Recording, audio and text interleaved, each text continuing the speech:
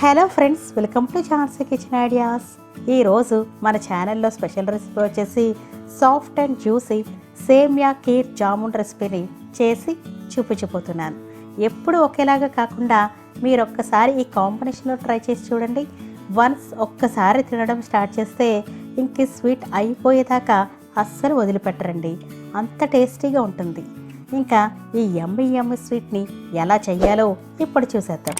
అయితే ఫ్రెండ్స్, ఇప్పుడు నేను చేసే ఈ రెసిపీ మీకు నచ్చితే ఒక లైక్ చేసి సబ్స్క్రైబ్ చేయండి. అలాగే పక్కన ఉన్న బెల్ సింబల్ని క్లిక్ చేయడం మర్చిపోకండి. ముందుగా గులాబ్ జామున్స్ కోసం ఇక్కడ నేను ఇన్స్టెంట్ గులాబ్ జామ్ మిక్స్ని తీసుకుంటున్నానండి. ఇక్కడ నేను ఎంటీఆర్ వార్ ప్యాక్ని తీసుకుంటున్నాను. మీరు ఏ ఇతర బ్రాండ్స్ ఏదైనా తీసుకోవచ్చండి, నో ప్రాబ్లం. ఫస్ట్ మనం ఈ ప్యాకెట్ మిక్స్ని ఇలా మెజర్ చేసి తీసుకోవాలి. ఇలా మెజర్ చేసి తీసుకోవడం వల్ల మనకి పంచదార పాకం అన్నది ఎక్కువగా వేస్ట్ అవ్వకుండా ఉంటుంది. ఇలా మెజర్ చేసి తీసుకున్న ఈ గులాబ్ జామ్ మిక్స్ని ఒక మిక్సింగ్ బౌల్లోకి వేసుకోవాలి. ఇప్పుడు ఇందులోకి ఇలా కొద్దిగా పాలను యాడ్ చేస్తూ మరీ గట్టిగా ప్రెస్ చేస్తూ మిక్స్ చేయకుండా ఇలా కొంచెం లైట్గా లూజ్గా కలుపుకోవాలి. ఇక్కడ ఈ పిండిని చపాతీ పిండిలా కాకుండా కొంచెం సాఫ్ట్గా లూజ్గా ఉండేలా కలుపుకోవాలండి. అప్పుడు మనకి జామున్స్ అన్నవి క్రాక్స్ లేకుండా నీట్గా వస్తాయి. ఈ డౌ అన్నది ఈ విధంగా ఈ కన్సిస్టెన్సీలో ఉండేలా కలుపుకోండి.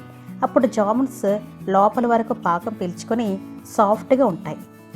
ఇప్పుడు పిండిపై మూత పెట్టేసి ఒక్క 10 నిమిషాల పాటు దీన్ని నాననివ్వాలి. ఈ లోపల మనం పంచదార పాకాన్ని రెడీ చేసుకుందాం. సో దీనికోసం మనం ఏ కప్తో అయితే జామున్ మిక్స్ని మెజర్ చేసుకుంటున్నామో సేమ్ అదే కప్తో పంచదార కొలుచుకుని తీసుకోవాలి. ఇక్కడ 1 కప్పు ఇన్స్టెంట్ మిక్స్కి డబుల్ క్వాంటిటీలో అంటే 2 కప్పుల షుగర్ని తీసుకోవాలి. అప్పుడు మనకి పాకం ఎక్కువగా కాకుండా వేస్ట్ అవ్వకుండా ఉంటుంది. ఇప్పుడు షుగర్ని ఇలా ప్యాన్లో వేసుకున్న తర్వాత ఇప్పుడు ఇందులో షుగర్కి సమానంగా వాటర్ని వేసుకోవాలి. అంటే 2 కప్పుల షుగర్కి 2 కప్పుల వాటర్ని వేసుకోవాలి. ఇప్పుడు ప్యాన్ని స్టవ్పై పెట్టి మీడియం ఫ్లేమ్లో ఇలా గరిటెతో మిక్స్ చేసుకుంటూ ఈ పంచదారను పూర్తిగా మెల్ట్ చేసుకోవాలి. ఈ గులాబ్ జామున్కి ఎటువంటి పాకం రానవసరం లేదండి. జస్ట్ ఈ పంచదార కరిగి చేతి వేళ్ళకు ఇలా స్టిక్గా అంటుకుంటూ ఉంటే సరిపోతుంది. ఇంకా క్లియర్గా తెలియాలంటే లైట్ తీగ పాకం వస్తుంది అనగా మనం ఇంకా స్టవ్ ఆఫ్ చేసేసుకోవాలి. ఇలా స్టవ్ ఆఫ్ చేసేసిన తర్వాత ఇప్పుడు ఇందులోకి 1/2 టీ స్పూన్ యాలకుల పొడిని 3-4 డ్రాప్ల నిమ్మరసాన్ని వేసుకోవాలి. ఇలా లెమన్ జ్యూస్ని వేయడం వల్ల ఈ షుగర్ సిరప్ అన్నది గడ్డ కట్టకుండా ఉంటుంది. ఇప్పుడు ఈ ఇలాచి పొడిని అలాగే లెమన్ జ్యూస్ని ఈ షుగర్ సిరప్లో బాగా కలిసేలా మిక్స్ చేసుకుని దీనిపై మూత పెట్టేసి పక్కన పెట్టుకోవాలి. నెక్స్ట్ మనం కలిపి పెట్టుకున్న పిండిని ఒకసారి ఇలా లైట్గా ప్రెషర్ ఇస్తూ కలుపుకోవాలి. ఇప్పుడు కొద్దిగా పిండిని తీసుకుని హ్యాండ్స్తో ఇలా లైట్గా ప్రెస్ చేస్తూ రౌండ్ బాల్ లాగా చేసుకోవాలి. బాల్ సైజ్ని మరీ పెద్దగా కాకుండా మీడియం సైజులోనే కాకుండా కొంచెం చిన్నగానే ఈ బాల్స్ని రెడీ చేసుకోండి. ఈ బాల్స్ని ఫ్రై చేసి పాకంలో వేసుకున్న తర్వాత వీటి యొక్క సైజ్ డబుల్ అవుతుందండి. సో అందుకని చూసుకుని ఈ బాల్స్ని రెడీ చేసుకోండి. సేమ్ ఇదే విధంగా అన్ని బాల్స్ని ప్రిపేర్ చేసుకున్న తర్వాత వీటిని ఎలా ఫ్రై చేయాలో చూసేద్దాం. సో దీనికోసం స్టవ్ పైన కడాయిలోని ఆయిల్ మీడియంగా హీట్ ఎక్కిన తర్వాత ఇప్పుడు ఒక్కొక్క బాల్ని వేసి వీటిని మీడియం ఫ్లేమ్లో ఫ్రై చేసుకోవాలి.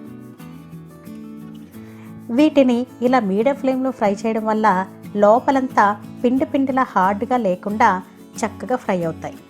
ఇన్ కేస్ బై మిస్టేక్ మీరు హై ఫ్లేమ్లో ఫ్రై చేస్తే పైన కలర్ వస్తుంది కానీ లోపలంతా పిండిలా ఉండిపోతుందని గుర్తుంచుకోవాలి.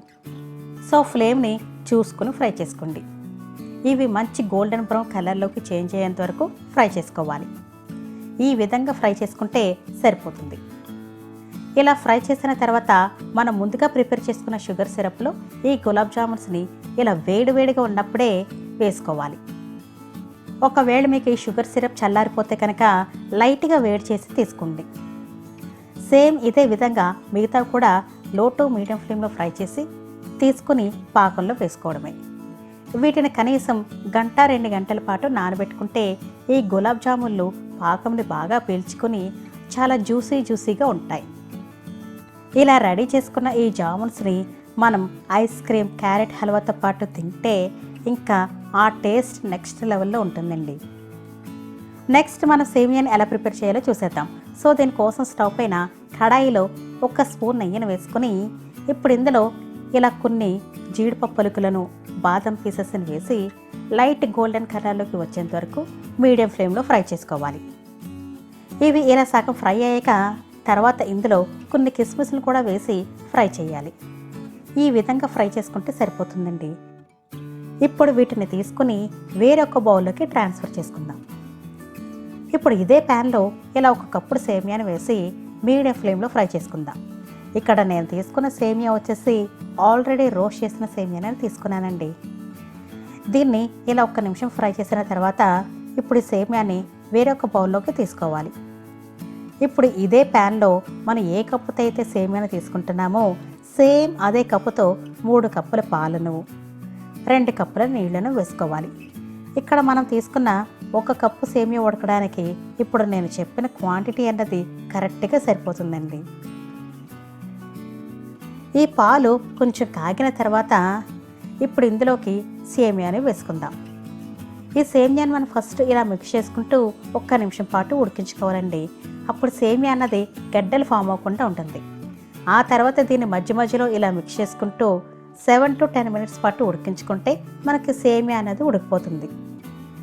మనకి సేమియా అన్నది ఉడికిందా లేదా అని తెలియాలంటే ఇలా ఒక్కటి తీసుకుని ఈ విధంగా మెదిమెది చూస్తే ఈ విధంగా ఈజీగా బ్రేక్ అయిందంటే మనకి ఇంకా సేమియా ఉడికిపోయినట్లే.